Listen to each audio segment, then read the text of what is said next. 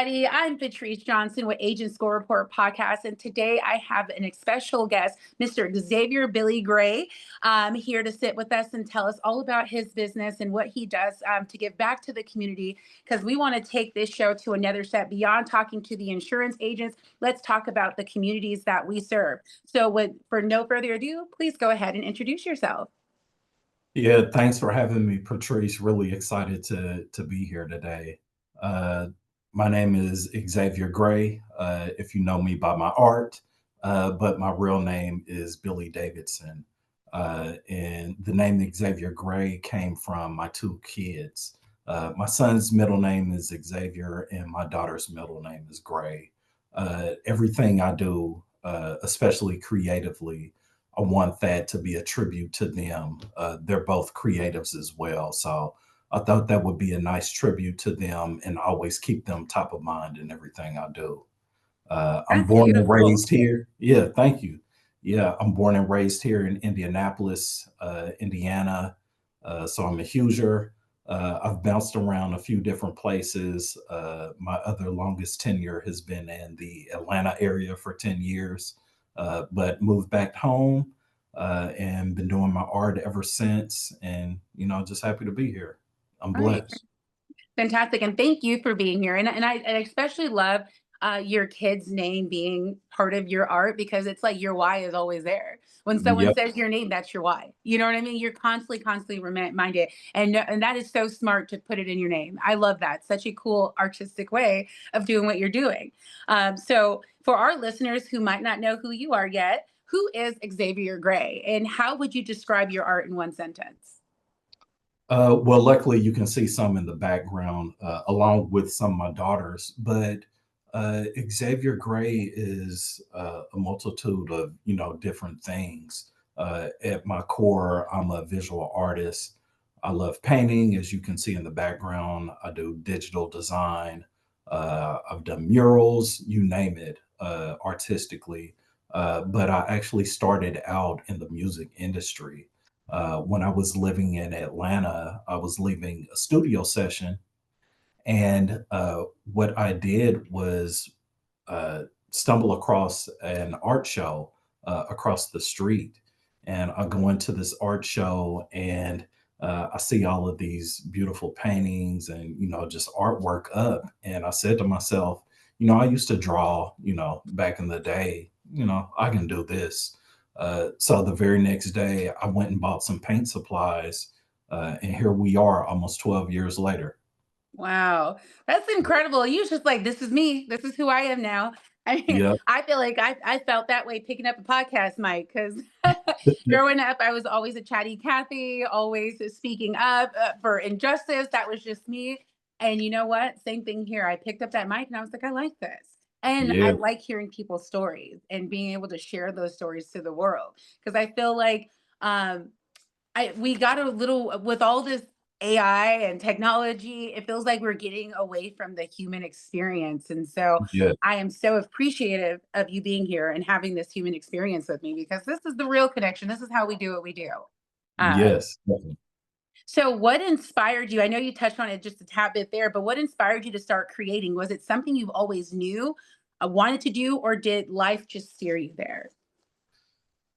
Kind of both, honestly. I've always been super creative. What a lot of people don't know is I actually started out before, visual art, before music. I started out designing clothes. Mm, I don't know, first or second grade. And my mom was really good about, harnessing my creativity, kind of, letting me express myself. So I told her, I wanted to design shirts, and she took me to Joann's Fabric and bought all of this t-shirt paint. And so I started designing clothes from there. So, between that, I used to break dance. My first venture into visual art was actually graffiti okay. on someone's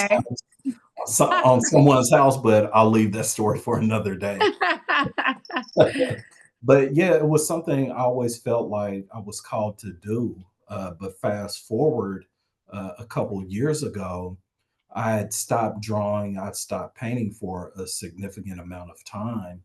and my birthday was coming up, and something just kind of hit me like, what are you doing? You know, you have all of this talent and these gifts that you've been given, and you're just sitting on them. So like I said, that was about a couple 2 3 years ago, and once I had that feeling, I haven't stopped ever Yeah. since. So it was kind of like, I always had it, in me, but God definitely brought it, in the forefront to, help me realize what I'm supposed to be doing. No, I love that. And I know you said we will save the graffiti for another day. But when people see your work, what do they hope they feel? Because I know with graffiti that they wasn't feeling too good. So for the Yeah. other good stuff, what do you hope that people feel when they see your art? I hope they feel a sense of nostalgia. Uh, Mm, you know, as crazy as it sounds, I really don't think when I paint. So everything you see behind me, it was just me being free spirited, not mm, thinking, but they all have somewhat of a recurring theme. And it takes me back to, late 80s, early 90s yeah, kid. And, just that feeling of Saturday morning cartoons and the bright colors. I'm really into bright neon colors. So it all takes me back to my childhood. So, just a feeling of nostalgia is the biggest thing I hope people get from my work. well, I'll have to agree with you. I feel the same way. Like when I look at the colors, it's given old school Taco Bell, Lisa Frank, we want to get ready for Mhm. school. And it really does take me to the best times. Like I think even as a kid, I knew I'm like, I don't know how much this is going to last, but this, I am having a great life, and that's growing up in the hood because I'm from Inglewood, California. Also, but my accent won't make you think that. But but no, it does. Like I feel it, especially that pink and that teal takes me back to them cups. You know what I mean? Yep. Just the simple days when we know, because when I think of those cups, like 50-cent sodas, Yep. cheap sodas. So let's switch gears to like business and your finances. So as an artist, what have been some of the biggest lessons you've learned so far? I'd say some of the biggest lessons I've learned so far is just be patient. Mm, What I've learned the most through the business side of art, as well as actually creating the art, is, just being patient. I'm someone that my mind does not stop moving. I have a million different ideas a minute. So when I'm painting, I'm already, three paintings ahead. So I'm so excited. I'm trying to rush and get things done. But that's when mistakes come in. I'll mm, have to go back and, touch things up, redo work that if I would have just slowed down the first time, it would have been okay. But that's all a part of the process. yeah. It's the same thing on the business side of art. I don't have to jump at every opportunity because as I've grown as an artist and a businessman, I understand my worth and understand Mm. that every opportunity may not be the best for me. So that's the biggest thing I've learned thus far. No, I couldn't agree with you more. Like even for myself, I'm a California transplant here in Indiana, just trying to find my way here, how to be a part of the community, give back to the community. There's been some spaces and places that are very popular, but I'm like, this is not for me. Not for I'm me. not what I'm looking for is not here. Not to say what they're doing is not wonderful, but not here for me. Like I need to find, Patrice. So when you think about protecting your brand, your income, and your work, what does that look like for you? Kind of ties in, but being patient, Mm, knowing what's for me, what's not for me. Two people could be, presented with the same exact opportunity. What may be a blessing for the first person may be a curse or, a hindrance for mm. the other. So I think that's something that I just always keep top of mind. What's for me is for me. My destiny is already, been predetermined and written. So, it's just up to me to, fulfill that will. And, so just, keeping my eye on, what God wants for me. uh, is how I like to operate and do business. You No, know, definitely. yeah, and not to cut you off, but No, you're fine. yeah, I've been presented with opportunities, I'm blessed to, be presented with, whereas, a few years ago, I would have jumped on it, but knowing the time and the cost, not only in money, but, time away from family or, pulling me away from other things, certain things just start to, not really make sense. So I Mm. definitely have to be, a stickler of where I spend my time and focus at. No, definitely. And so, like, while I know we're talking about art and we're mixing insurance in here, my whole goal is to educate people when it comes to life insurance and insurance in any fashion. And sometimes we need to hear that come from different voices to hear it. Even with my podcast and my website, agentscoreport.com, where you can check it out, look for insurance agents in your area, check out if anyone's rated them, if they're crazy or not. And, is that the person want to give your social security number? My goal is to start having those conversations and making them comfortable and normal. Because my whole thing is like, even if you don't get insurance from me, please get it from somebody, whether on my website or at least it puts a bell in your ear to go out into the community, maybe to your local insurance agents and get coverage. So, have you ever thought about insurance in your business, like liability, equipment, or, even life insurance? Yeah, I have. And one thing for any artist that may be watching this to know is when you start getting into the public space and, doing public projects, for instance, one I did earlier this year was the Welcome Race Fans project for the Indy 500.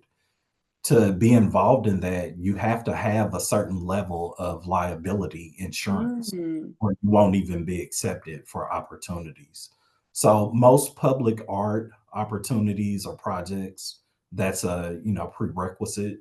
So I've always had that mind of having to have some type of insurance under my belt just so I can actually do the things that I want to do.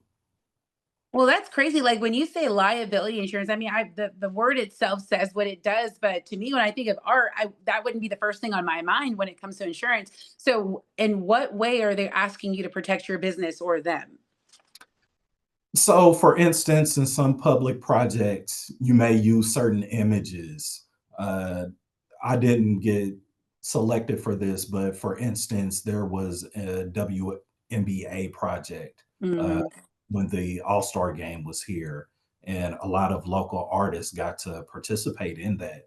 Some may use certain images or depict certain things in their artwork that a certain company or entity may have an issue with, or you need to have some type of uh, well, no pun intended, insurance hmm. in place just to have certain discussions or be accepted into certain rooms. So it was something I was new to prior to hopping into the public art space. I didn't even understand why I needed insurance. But the more that I have under my belt, I understand that business side and that legal side of things. So, at the end of the day, I'm protected as an artist.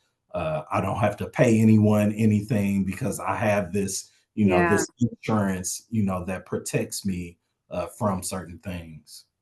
Okay, cool. So, a lot of entrepreneurs overlook the side of things. What is your take on financial literacy and stability as an artist? So I'll say this, and this just isn't just for artists. I mean, this is for any type of entrepreneur. Like I said, I used to do music. My wife has her own business. I know multiple business owners. Don't be afraid to have something for yourself. Whether that be a day job or another side hustle to fund that business. I think with the age of social media, people feel like, okay, I have a business, I have an LLC, I'm a boss, but they don't want to do the things that it takes to actually run that business. So you need funds to run a business.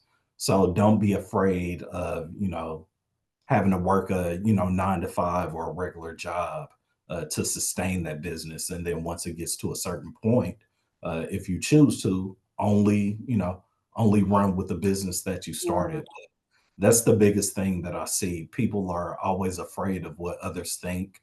So they think if they have a business, that's all they have Yeah. to do. But if you don't have enough clients or enough business coming in, like why not have something else that will, fund your dream? Seven streams of income. That's the same conversations we have in insurance. So it's like our spaces aren't that much different. We Mhm. always tell people do not quit your day job until you can do this consistently. If it takes you Yes. 5 to 6 clients to do what you need to do, you may have to talk to 20 to get 10 for six to Yeah. stay on the book. You have to be consistent. And that's actually one of the reasons like I love connecting insurance and business because it's really about protecting your passion and your purpose. In a way, it's like your art is like insurance for the soul. You know what I mean? Like I said, it's taking me back every time I see that. I'm like Taco Bell, and my mom's alive. Not to make it all sad, but still, right? Yeah. It takes us back to the good times when life was life. So your art clearly connects with people emotionally. Clear, like I'm literally needing to answer this question so I don't cry, so you can talk. Do you ever see your work as a way of protecting or preserving something in the community? Yeah, a few different ways. Well, the same thing, but protecting and preserving confidence and Mm, opportunities. I think in, underrepresented communities, like where I come from, I know you're a transplant, but I'm from the yeah, far east side of Indianapolis. It's I've heard not a some things. yeah, exactly. I've only So heard with the legends. yeah, so with that being said, you have people that, come from certain backgrounds that may not feel certain opportunities are for them because, Mm, at least for me, I didn't know any artists growing up. yeah, When I was doing music, I didn't know any musicians or producers or engineers personally. So it took a lot of work for me to build up, to the person and the man I am. So I think, a big thing is just building up the community's confidence, letting them know that, regardless of what society says, they're seen, you can tell from social media and just media in general, our yeah, perspectives and, our look, our style, everything is what's always been in. So yeah. I'm really just, trying to connect with people. That's why I love doing art so much because you get to express yourself and you get to do that regardless of what people say. So I have a lot of conversations with other artists, other people that are considering, art or just other businesses, just to, always have supreme confidence in yourself and just know you're on the right path. No, and I agree with you too. Like, coming here as a former educator, I was teaching math at the local middle school here, and I saw that for myself. Even though the kids, I'm not on the east side, it just feels like there seems to be a disconnect, Yeah. and I don't know if that was lost between this next generation, but people don't know what's available to them, and we'll see that somebody else is getting something and we think they're only entitled to it. Case in point, I had a young gentleman who, yapping in class, and I'm just like, baby, what you want to be when you grow up somewhere? Because we ain't got that much time before you hit 18. And he told me he wanted to be a pilot. And I said, well, then go do it. And he's like, Yeah. obviously I can't afford it, mom and dad, this, that, and the third. But what he didn't know is that the Eagles, it's called the Young Eagles here in Indiana, up in Fort Wayne. They offer free flight school from 7 to 17. So you could Oh, be, wow. exactly right. And I'm not Yeah. even from here, but I think that's the power, right, of me being a transplant. I can see what you've been muddled in because a lot of people put blinders on themselves thinking it's never happened now, so it ain't gonna happen yet. And then, Yep. sometimes it takes an outsider to come in and be like, hey, did you see all this stuff that's here? And that's what I aim and hope to do with this podcast as I expand it to having business owners on here on different fields and stuff, because to have these conversations, so we can capture each other's, audience, and, start sparking some conversations. Yes. So I know you said that your art is to take us back to a time, but would you say that your art speaks to the times that we're in, socially, culturally, and spiritually?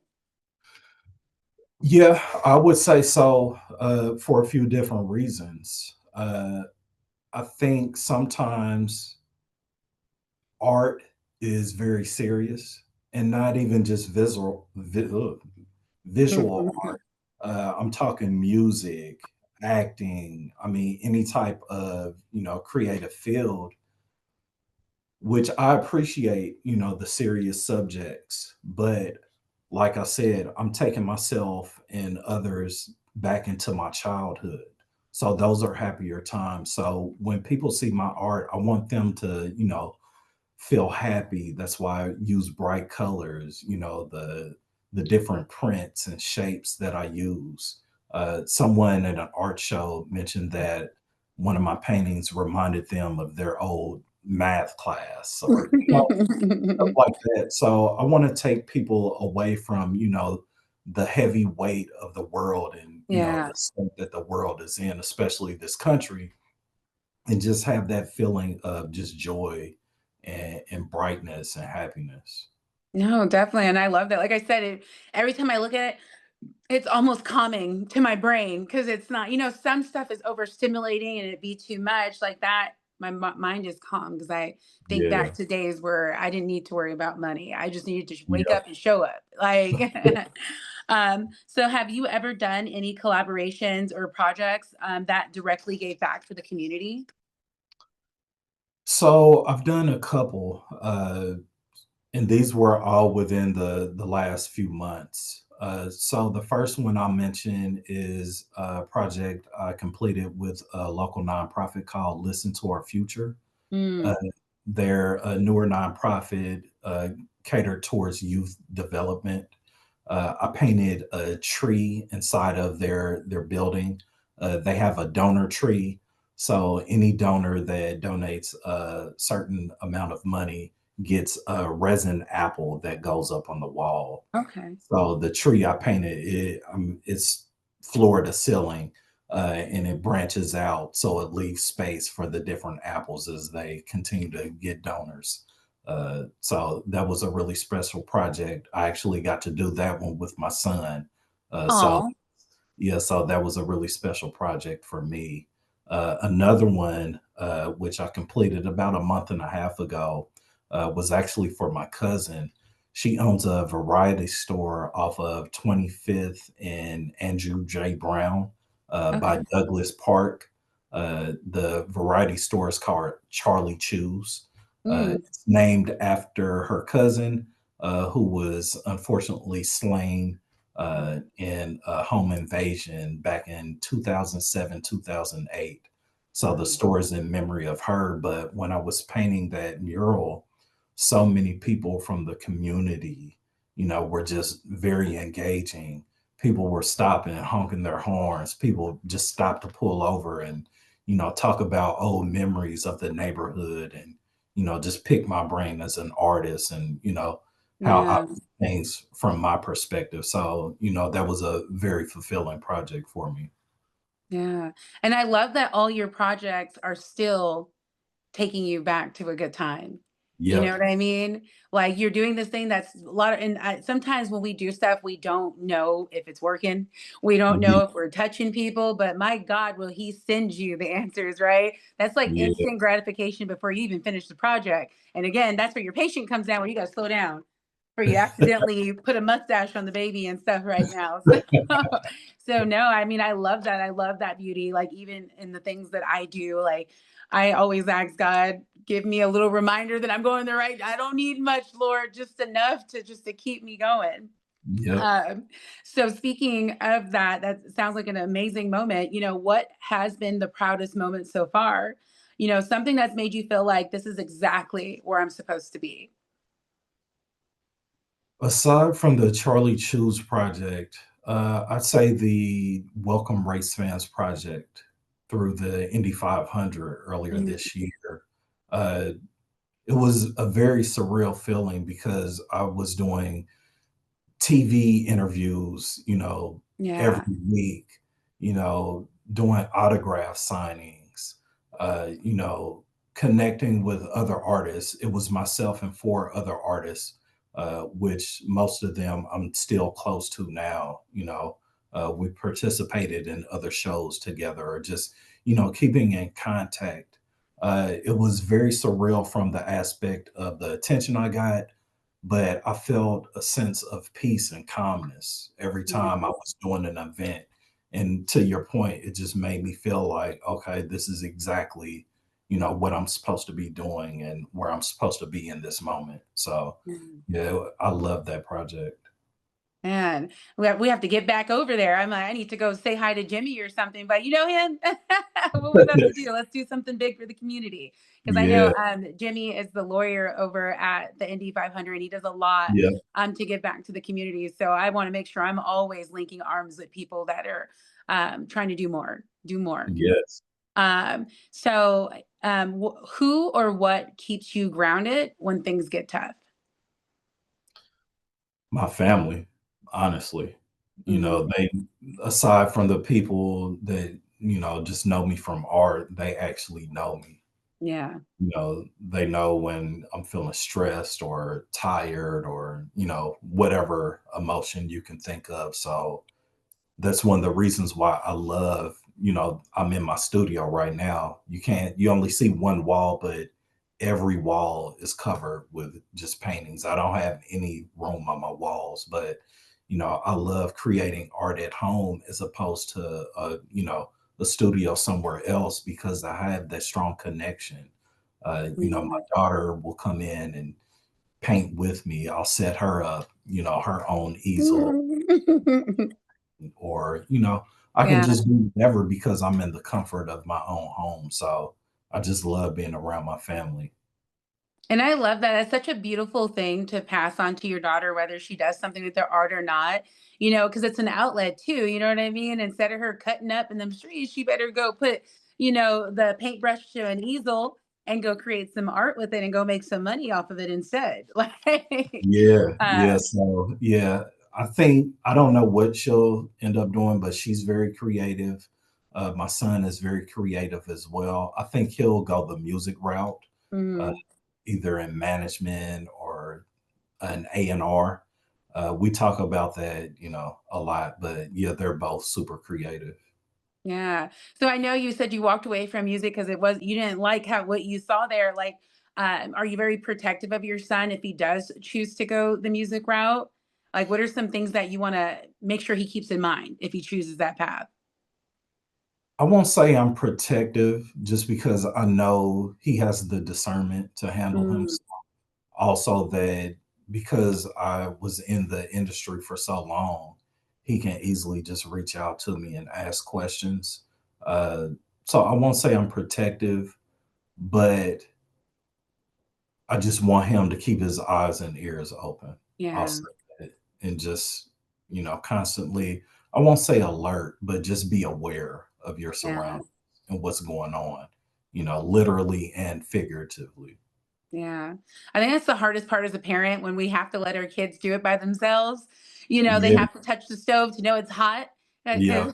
Because some things they have to go experience it to get what we're saying, to be engulfed in that. Like even when my daughter was dating, I could see exactly what time that relationship was going Who to end. was yeah. But same thing you said, I wanted her to be mindful, pay attention to things, make sure she's not sacrificing or diminishing herself to make that thing survive.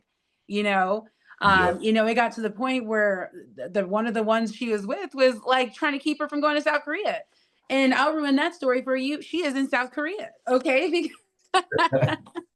Because I'm like, baby, love don't pay no bills. Like, you need to get yourself Yeah. together and put yourself in a position to survive because the state of our country is changing. Things are Yes. changing. Every Things day. don't cost the same no more. Coming from California to here, like it's definitely significantly cheaper as far as cost of living go, but even that has jumped 50%. in the last 5 years since I've been here. Yeah. Yeah. So It's crazy. things go up, they don't come down, and we're only guaranteed to die and pay taxes. So we got to be prepared for that. Yeah. So, speaking of the youngins or just our community in general, since we are talking about the kids, if you can give one piece of advice to a young creative who's just getting started, what would it be? Create without fear. Mm, So when you're in a creative space, or really you don't even have to be in a creative space, any type of entrepreneur, you'll come against the thoughts of, what will people think if I post this, or yeah, if I say this, or am I doing too much? Am I posting about myself and my business and, what I'm trying to do too much?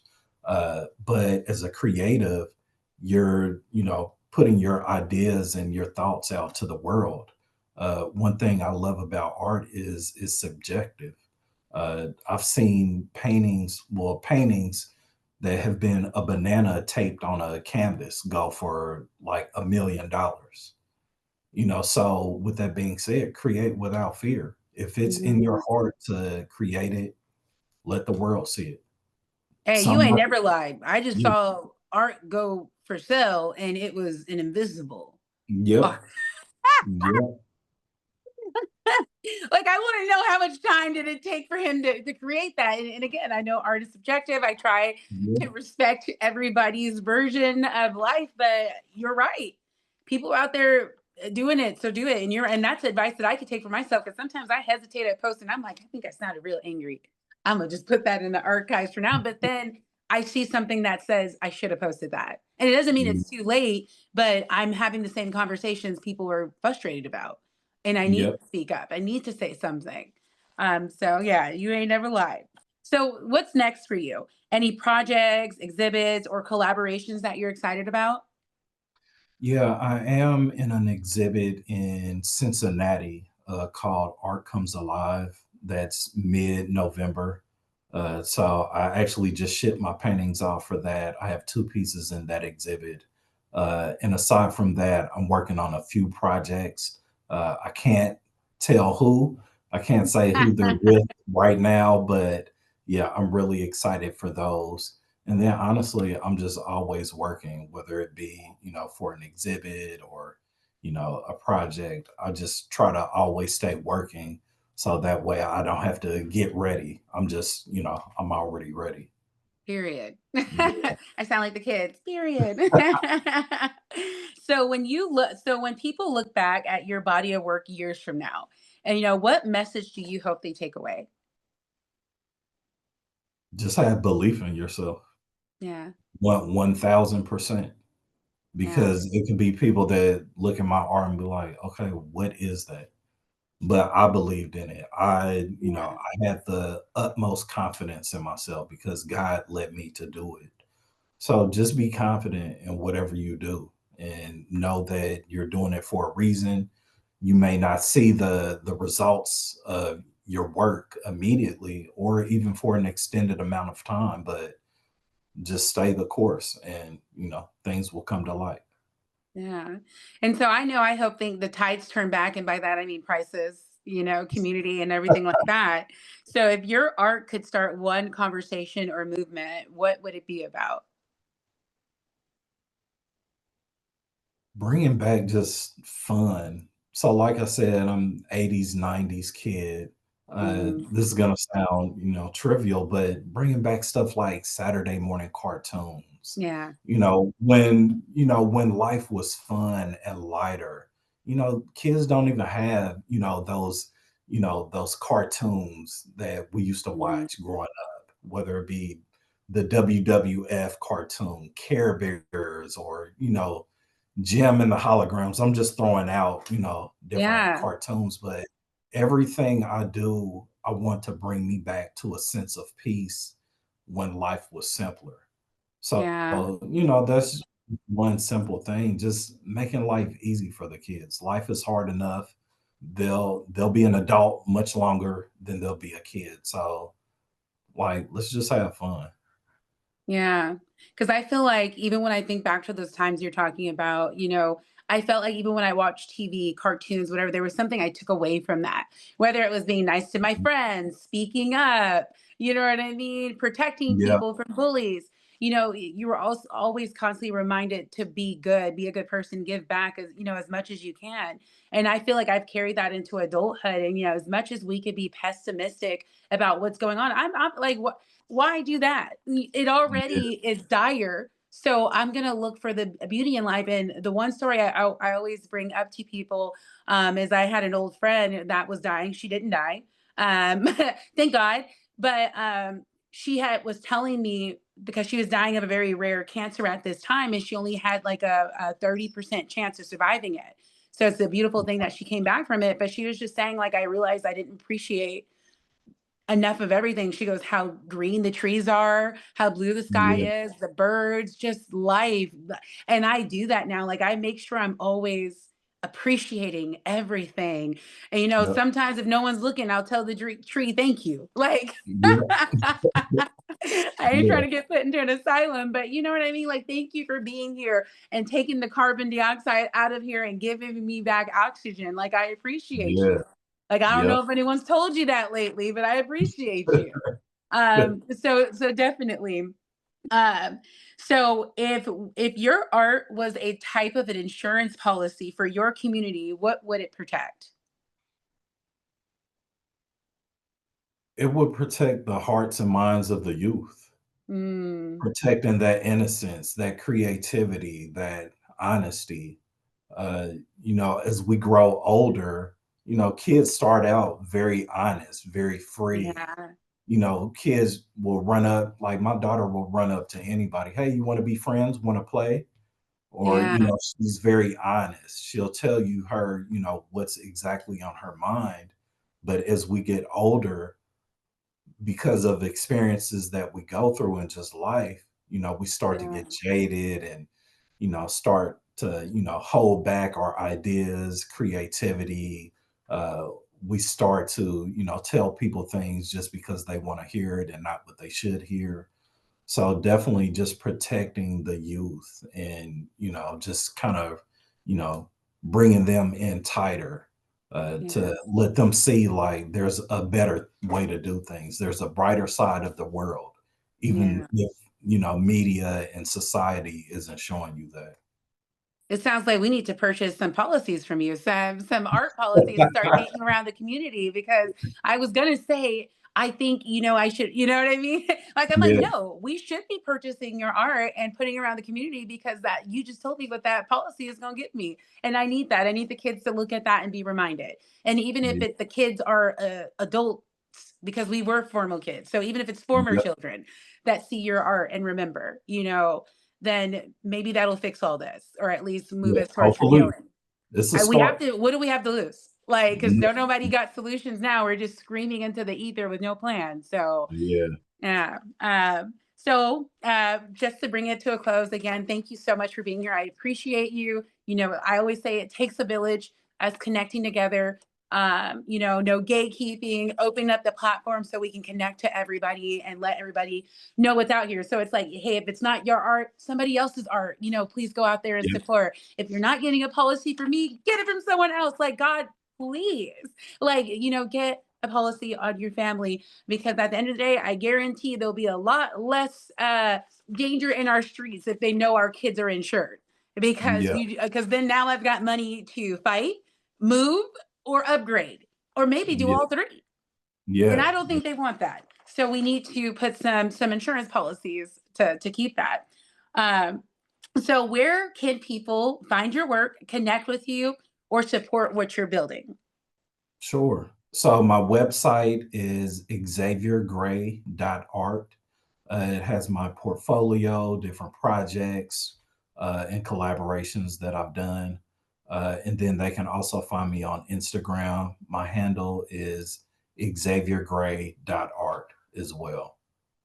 Fantastic. Thank you so much again for being on the Agent Score Report podcast, where insurance meets accountability and now community. Until next time, I'll see you guys later. Bye. All right. Thanks for having me. All right, let me.